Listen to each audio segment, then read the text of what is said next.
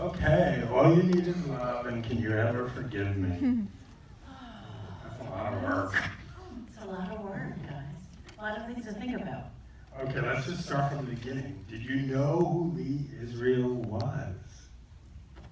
I didn't, and I kind of felt disappointed myself that I didn't know who she was. I was in New York for those years, and I just felt like, I know we were at some point at Julius's together or somewhere together, and I probably would have annoyed her greatly because I'm too chatty, but I didn't. And I had never heard her story until then. There was an original incarnation of the film a few years earlier, and Ben had the film first. That's true. You were going to play Lee Israel. I was going to be Lee Israel. Melissa and I are always up for the same roles, and it's been a constant disappointment to me that she gets them. No, I did a movie with Nicole Holliff Center, who's a tremendous, talented woman, and she wrote this movie, co-wrote it, and she's directed lots of great movies too. And I was in this movie called Enough Said, so she said, "Oh, do you want to be in this other movie?" And I said, "Sure." And then I was going to be in this movie in the same role that I ended up being in this movie, and Melissa horned her way in on taking this movie. That's how I do it.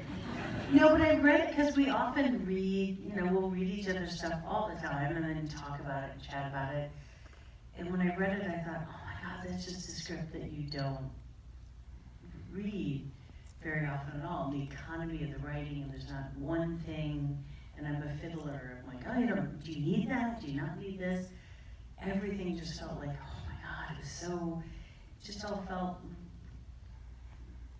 viable to the story. And then when it wasn't happening, I realized I couldn't kind of let her go, and I kept talking about Lee and asking him, and it was constantly, like every 3 weeks, I was like, what's happening with her? I mean, somebody has to do that. I need to. And I was like, I have no idea. I'm not in control of this movie at all. And 3 weeks later, because I didn't listen to him, I was like, what are you doing about that? And eventually, you said, oh, I really want to do it, and the movie sort of took a new shape with Mari Keller. Connected to her. I just thought, I remember when I read it, really early on, I was only about a quarter of the way through the film, and I thought, oh, I like her very much. Very. What do you like about her? I just. She's a little cranky. I think all of it. Well, that's what hit me. I thought I'm very enamored with her, and I'm real sweet on her, and I was only about a quarter of the way through, and I remember stopping, and I kept going back through this little section I had already read, and I was like, I don't know why, but I knew I was, which I thought, what a strange, little curious thing to. And I would remind her, hey, honey, Lee was a felon. Not really. No. Not really. I know technically, but I would let her off. I mean, I'm very fond of her, so I'm like, it's fine. You're like, I'll buy a letter from you. I'm desperately trying to find a Lee letter. I'm like, Dorothy Parker, a fortune. I'm like, love Dorothy Parker, love Noel Coward. I'm like, I want the Lee letter. So if you know where they are, let me know. That's probably worth something now. A Probably Lee more now. George letter of something. Kind of on her behalf, I'm dying to know if a Lee Dorothy Parker is worth more than a Dorothy Parker. Because I feel she would be like, I fucking knew it. Like, I think she would get such a kick out of that. After this movie, those letters are going up in price.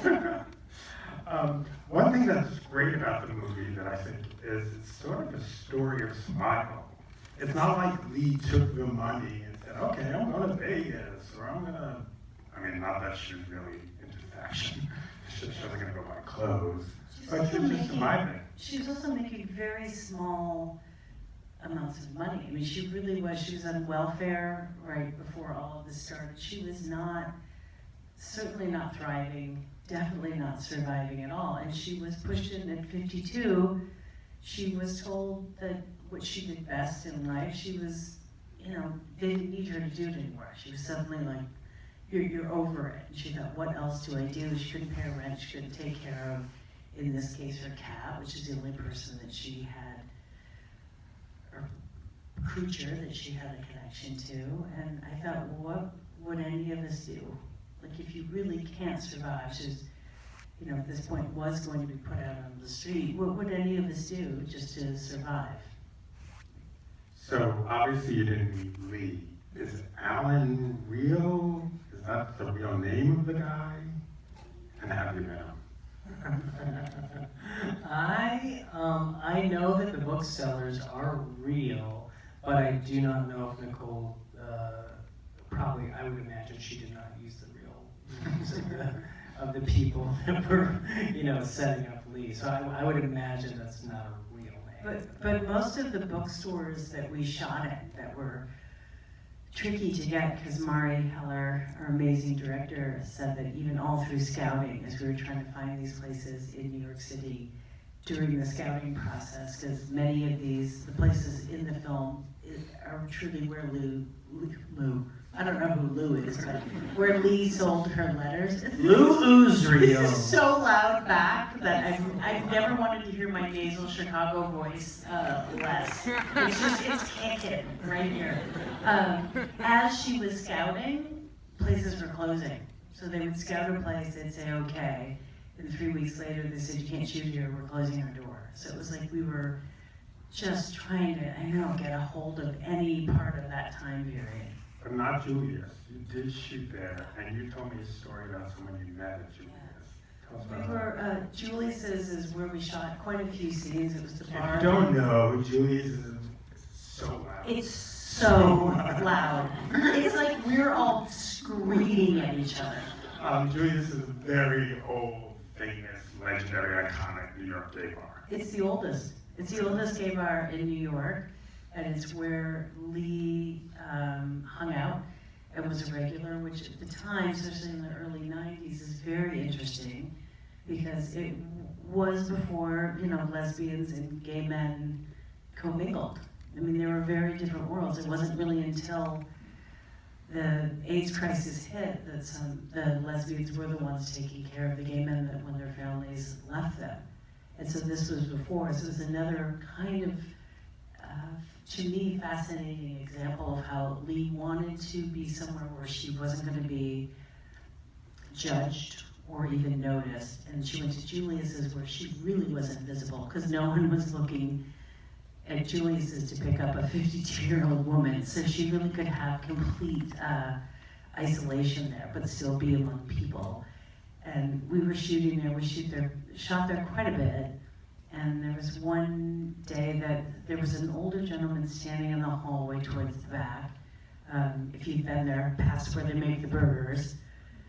And Burgers there? oh, they got great burgers, guys. No idea. They're really famous. Literally, go to Julius's, you get a burger.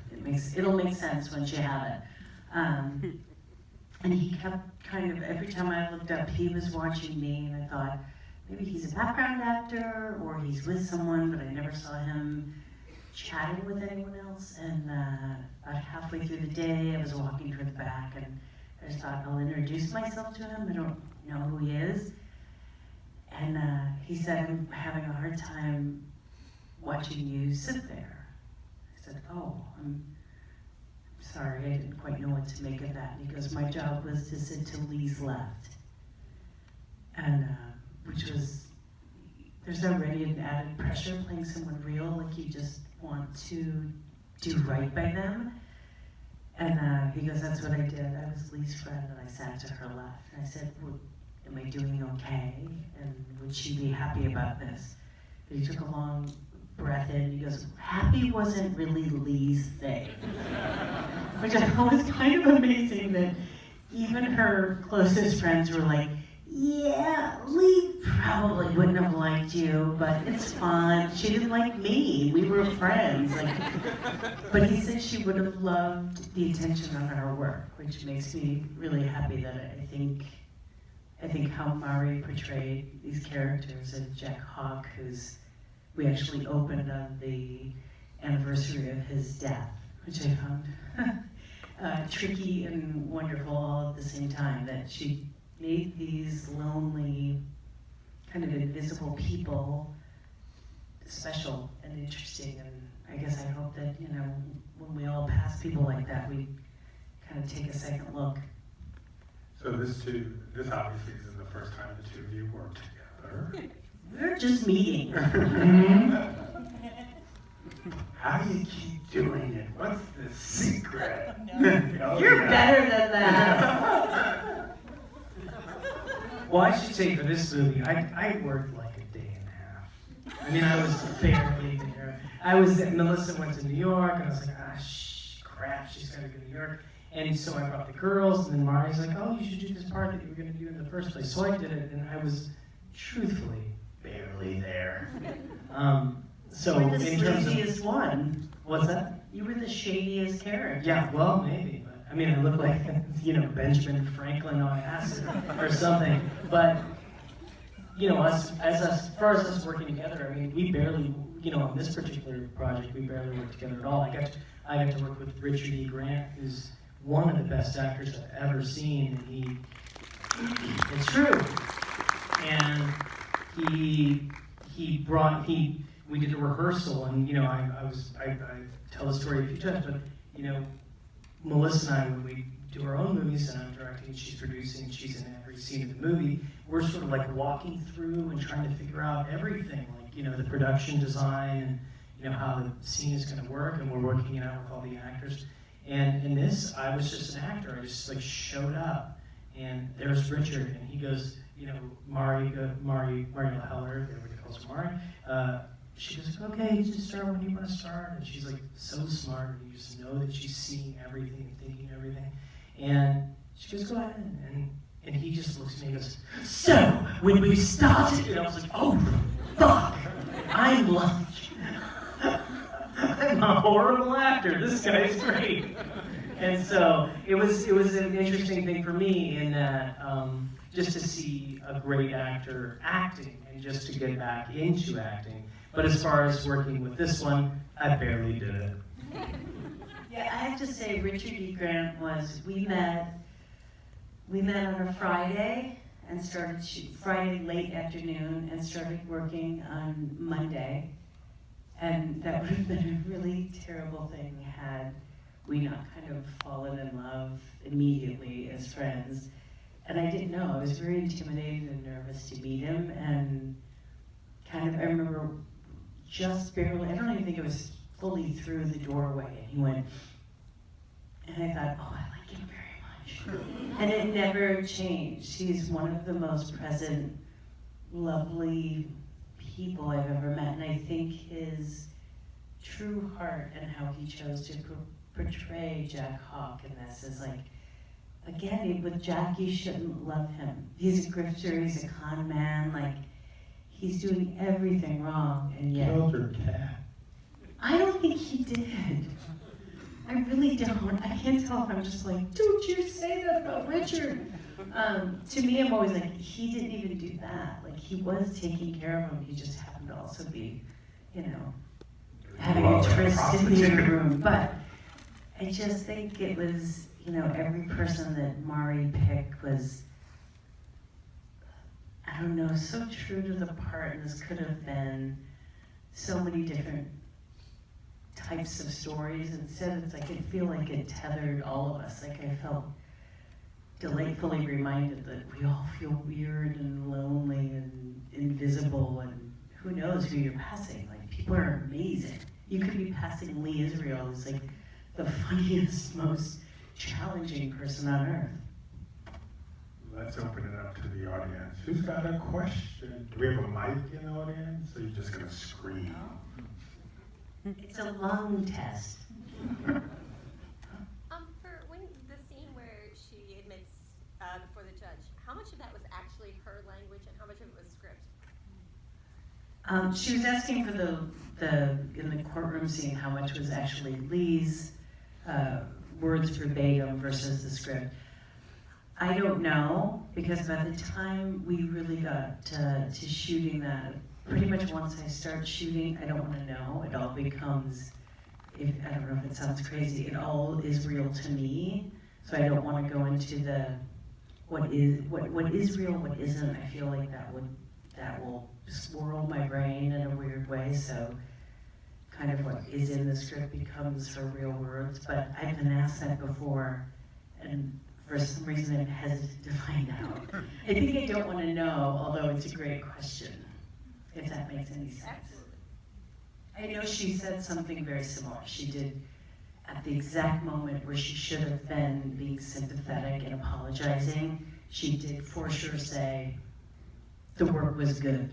I will not take it back. It was the best time of my life. Was it verbatim? I don't know, but she certainly did not help herself in that moment. I could see some hands. Pink scarf, I think.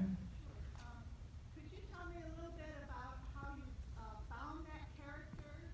She's an extraordinary character. Can you talk a little bit about how you developed her, how you found that character? Finding her, I really looked toward the script because true to who Lee was, there is not a lot on her. There aren't really photos. There's a few book jacket covers, no intimate moments, video, almost non-existent. Also, it was before people felt the need to record every moment in Starbucks line of their life. That's neither here nor there. It's just saying, stop recording, you waiting in line for coffee. So it was really challenging. At first I was worried about, am I doing an impersonation? How close do I want to try to get to her? And then the more I dug, I realized, oh, isn't that perfectly Lee? It's not there. She won't give it to me. But I did have the good fortune that two of our producers knew her quite well. And Carrie worked with her for 10 years. That really talked her from the book into a script, and would meet with her all the time. And she always tells a very funny story that she would take her out to dinner. That Lee wanted, like, if we want to talk about the book becoming a movie, take me out to dinner. And every time Anne would get to a restaurant, Lee was always there ahead of time. Had a drink on the table, dinner would end, Lee was up the door. Very quick and abrupt. And she said every time that check came, she realized Lee had been there quite a bit earlier and had 2 or 3 drinks and put it on Anne's bill and just didn't want her to know. So it was like, see ya, thanks, and out the door. And David Yarnell, who knew her for 20 years and was actually pretty much the reason she finally wrote her memoirs, which he says we had a love-hate relationship, and she was a complete pain in the ass about writing it.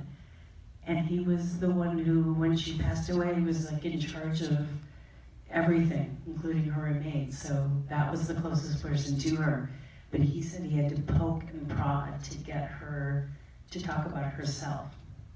She wanted to live vicariously through her subjects, not put the light on her. So finding her was me sitting with Anne and David and just kind of listening to one incredible story after the next. And luckily we had an incredible script that I got a lot of stuff out of. And when I was unsure, I would just look to people who knew her and said, I would just ask, am I on the right path? There-ish, I think, yeah. Melissa, first I just want to congratulate you on an extraordinary freaking performance, personally. Thank you. You're doing a really good job, and I forgot it, but it was you. But I also wanted to say, you know, to me, Lee's story is very much about desperation and survival.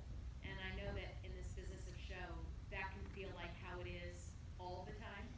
And I just wondered for yourself, was there a moment that you were able to connect with her and understand that experience from your own career in all of this, that had you identify with what that's like to be up against a wall where it's like, either I get to the other side of this or it's over? Have you ever had a moment like that for yourself? I've had 7 today. Yeah. I mean, truly, I don't know any human who doesn't have that all the time, unless it's just me, but I don't think that's true. Originally I thought I was compelled to lead because of how different we were. not in our struggles, but how we kind of motivate through the world. I'm very like out and, you know, I run hands forward, which is still a defense mechanism. I think we all do something. There's people pleasers, there's agitators. And I thought, oh, Lee is so, I always thought of her kind of as an armadillo. Just kind of building up those walls, and like, if you build them strong enough, people will go away. Where I always, you know, do the opposite. So I thought, oh, or it'll be interesting because I'm playing someone so different from myself. And then the closer we got, I kind of had this very weird feeling of like, oh, I think we're exactly the same. I think we spend our lives doing exactly the same. But she did not want the light on her, and she lived vicariously through her character. She was an incredible biographer. She was an incredible talent that could speak as Dorothy Parker and Noel Coward, and could literally inhabit other people. And then she was braver, her wit could come out, she was more interesting through other people. And I thought, I don't know how to play myself. I don't know where to put my hands at a party. Like, I'm like in and out of pocket, you know, I always look like I'm doing like an 8th grade picture. Also, you're not a known felon. I still say she was okay. But I thought I lived my... No. The Plainfield Police Department, I would like to thank them for not pressing charges. But I spent my life living through other people, of these incredible women, real or fictitious, that allows me to be braver, more assertive, more vulnerable, more, I want to be a people pleaser, like whatever it is, I do it through them. And when I saw that, I was like, oh my God, we're exactly the same. And I thought, kind of an amazing thing to realize, like, it's okay. Like, however we have to navigate the world, is there really a wrong way to do it? As long as you're not hurting anybody. And I do think forging letters is not really doing wrong. Any other questions out there? Oh, there's like a whole group of hands. Okay, you. So, I've seen so many of your comic movies, which are hilarious and wonderful, and I don't know if you've done other serious roles. If you have, I haven't seen them, and it was so interesting and wonderful to see you in this role with some humor there, but not primarily a comic role, and I just wonder what that experience was like for you, and whether this is a new phase for you, and you're going to do more serious work, although certainly I'm not alone in hoping you won't abandon the comic book. No, I mean, if I had to look back through all the stage stuff through my 20s in New York City, it's like I've probably done more drama than comedy. So to me, I also don't distinguish the two. I don't think there's a difference. I really don't. I think you have to serve the character and you serve the story. And different stories have different energies, even within comedies or within dramas. But there's no difference in the prep or the playing, and I think the storytelling. I think the best stories, the best comedies to me have incredible heartbreak, and the best dramas have really light moments that come in exactly when you should be laughing, kind of like life. It's messier, so no, there's no difference to me. Behind the person who just asked. Yeah, that's you. You're amazing.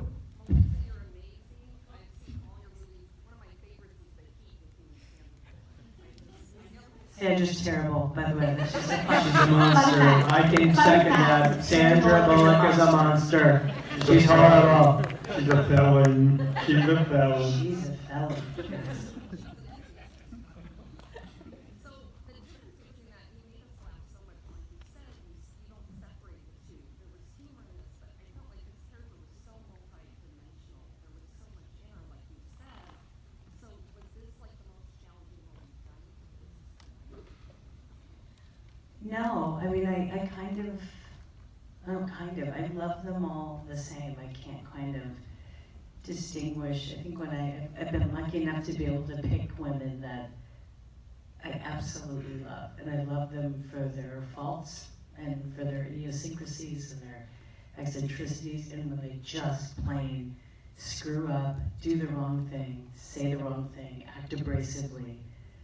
I love that because I think it gives you somewhere to come back from, and I think it's the closest to humanity. I don't know any perfect women. I've read a lot of script where it's like, the description is like pleasant and blonde. I am not a good enough actor. I don't know how to play pleasant and I can't play blonde.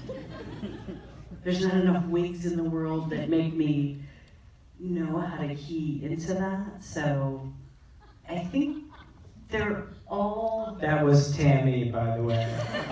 Tammy was the blonde. description of Tammy.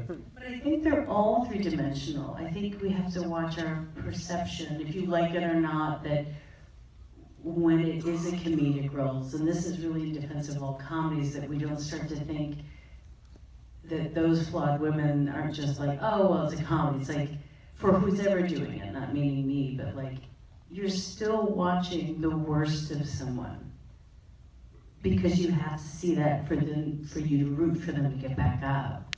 And it's not any easier, I can assure you. It's much harder in a comedy to do that, and the strange judging on comedy is different.